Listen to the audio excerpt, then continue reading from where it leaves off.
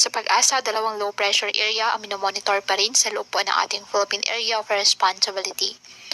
Ang mga nasabing low pressure area, ayon sa Pag-asa, na natiling mababa ang tsansang maging bagyo sa loob po ng 24 oras. Ngunit nagpapaulan na po ang trough ng nasabing LPA sa iba't ibang bahagi ng ating bansa. Nakakaapekto pa rin ang southwest monsoon o habagat sa southern Luzon, Visayas at Mindanao.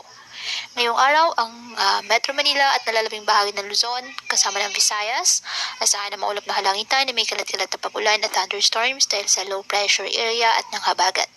Ang Mindanao, asahan po ang bagyang maulap hanggang sa maulap na halangitan with isolated rain showers or thunderstorms dahil pa rin po yan sa southwest monsoon at localized thunderstorms. Kaya pinapayuhan ng ating mga kababayan na maging maingat po sa mga posibilidad ng pagbaha at pagguho ng lupa, lalo na po kapag may malalakas na ulan, at ugaliin na magdala palagi ng payong o kahit anong panangga sa ulan o kahit naman sa init ng araw kapag lalabas po ng ating mga tahanan.